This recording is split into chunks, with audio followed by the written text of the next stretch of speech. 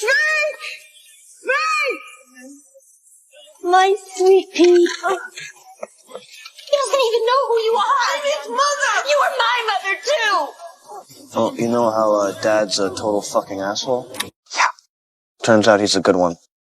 I am Monica, the monster you see, the one who ruined Frank and abandoned 6 children. My existence is indeed like a runaway meteor, briefly streaking across each of their skies. What it left behind was not light, but searing scars.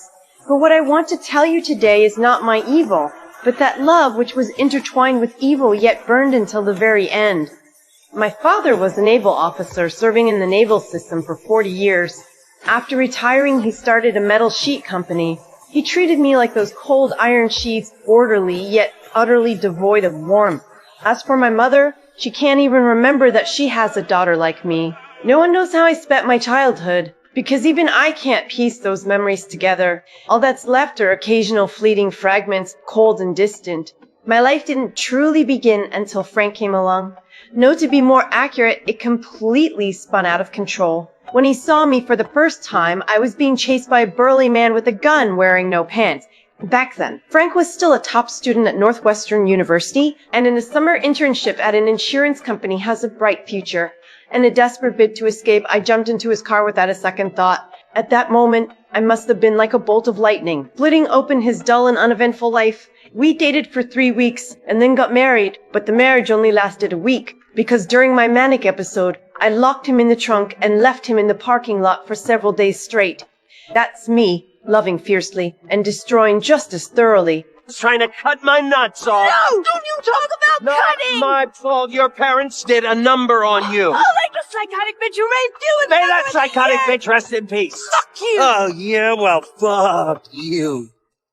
I was diagnosed with bipolar disorder at a young age, but I never took medication voluntarily, let alone committing to a lifetime of it, or simply don't have the patience. Less than a year after starting treatment at the hospital, I ran away from home for the first time.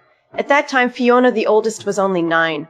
After I left, Frank also disappeared for a while. From then on, it was like I was possessed, or kept running away and then wandering back. Just a while ago, I ran away again, abandoning Liam, who's only 2 months old, and my leaving forced Fiona to drop out of school and go home to take care of those little ones. But before I left this time, Frank and I teamed up to commit insurance fraud. Now the insurance payout has come through, but without my co-signature, he can't get a single cent. Frank has always known my address and phone number. He knows perfectly well that all it takes is a little bait to reel me back in like a fish. I also brought my girlfriend Bob back this time. She was bent on egging me on to take Liam away, wanting to get a child for free, using my signature. But I knew clearly in my heart that I couldn't get past Fiona at all, so I had to start with the 2 younger ones. I love you so much. Please let me be your mommy again. Maybe I can never make up for the mistake I made to Fiona, but Liam, Debbie, and Carl still have a chance. You're right. You are their mother.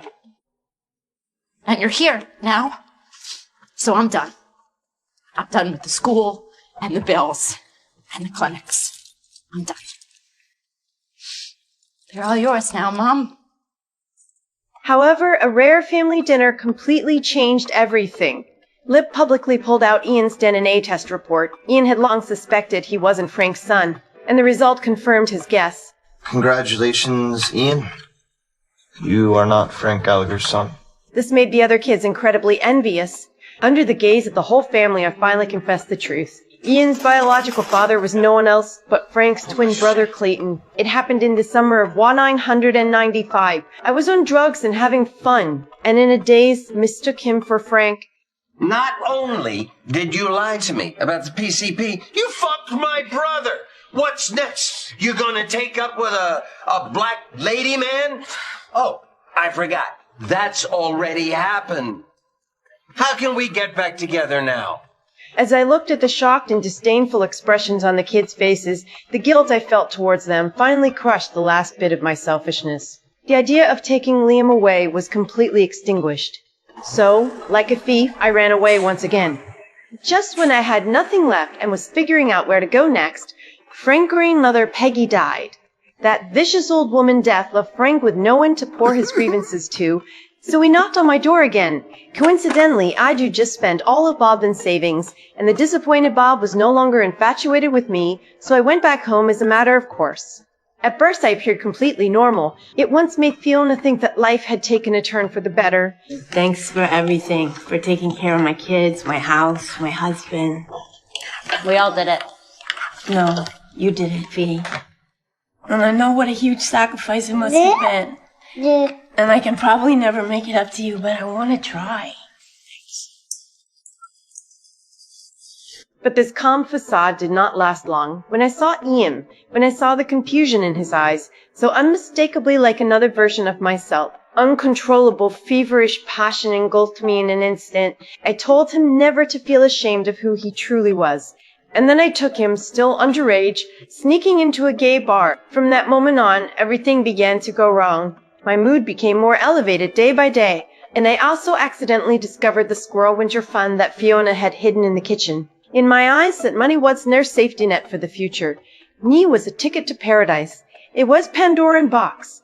When Frank and I, two addicts, got our hands on money, the whole world went fucking crazy and I completely lost it. To make up for missing my little daughter Debbie's birthday, I bought a truckload of gifts. When I found out Ian wanted to join the military, I dragged him to the recruitment office and cursed out the staff who refused to accept him. The peak of the madness was when I let Carl, who was only 9 and curious about everything, drive the car. But when I saw Carl, his head bleeding profusely after the car accident, before I could even grieve, the police arrived and took me away directly. When Lip found out, he originally wanted to use the family's winter fund to bail me out, but he didn't expect that I had already squandered all that money in the end. What, you're AWOL this whole time? Now you're giving orders? I was around. Really? So you know Monica spent all the squirrel fund money? You know what? I wouldn't have even had the cash to bail her out if I didn't return a bunch of dolls I found in Debbie's room.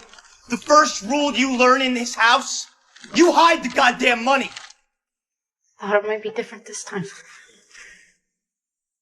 Well, how'd that Kool-Aid taste going down?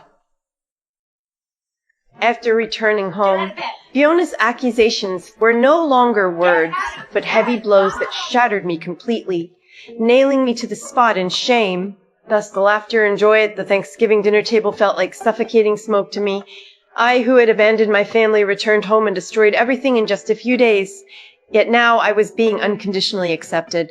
And I know there's nothing that can cause deeper harm to this family than choosing to take one's own life on Thanksgiving Day. But that shame and despair, which I couldn't hide anywhere, left me with no other choice.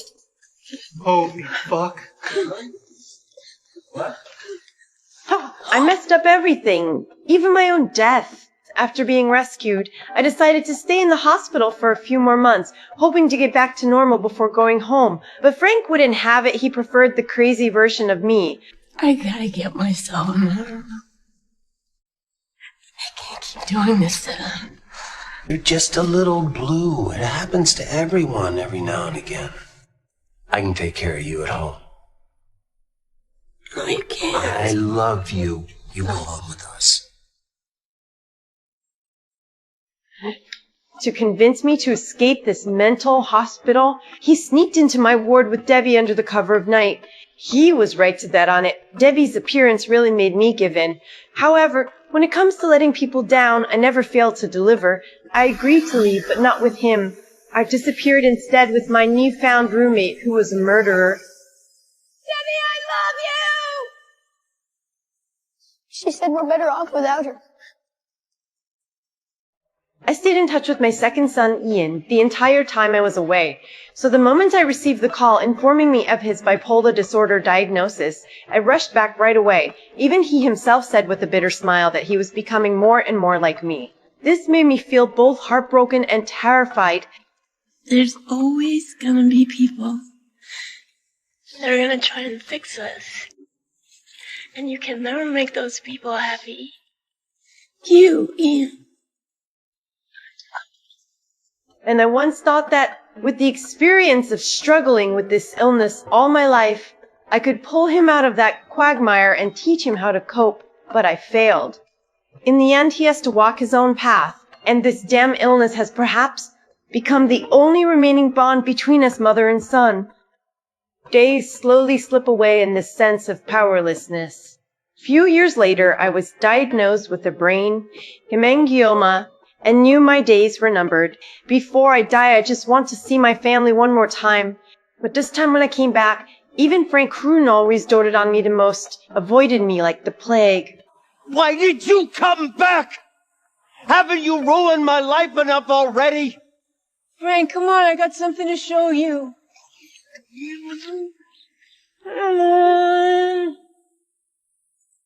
It wasn't until I laid a stack of medical reports out in front of him and told him I had a ticking time bomb in my head that I could die at any moment, that he finally broke down and cried in front of me. Oh, Frankie, no. No, it's okay. I have a plan. I need your help. It's okay. Frankie, I missed you. I don't want to hurt anyone anymore, and I just want to leave them something. Me with some ill-gotten gains. As my final atonement for this life. Frank and I went wild again, just like we did when we were young. We also want to take this opportunity to hold a wedding party and gather everyone together. And I know Fiona and Lip, they hate me with a passion. If I wanted them to come to my party, I had to resort to some tricks. That's right. I slipped pills into their coffee and beer. I know it was despicable, but I just wanted to see them relax and laugh one last time, even if it was fake. The party was lively, so Gallagher-like. As my deathbed party, it couldn't have been more perfect. Fucking happy party. No reason not to keep going. Wakey, wakey. Mon?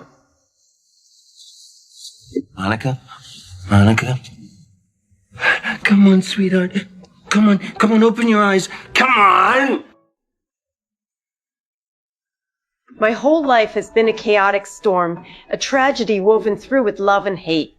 I love my children, but my love itself is a kind of destruction, and I've tried desperately to be a good mother and a good wife, but in the end, I couldn't break free from the clutches of illness and the chains of my own nature. If I could do it all over again, I would never choose to meet Frank that way. My children wouldn't have come into this world, wouldn't have had to bear all the pain that came because of me. But life doesn't have what-ifs, only outcomes. And my outcome is this, leaving them with scars that will never heal.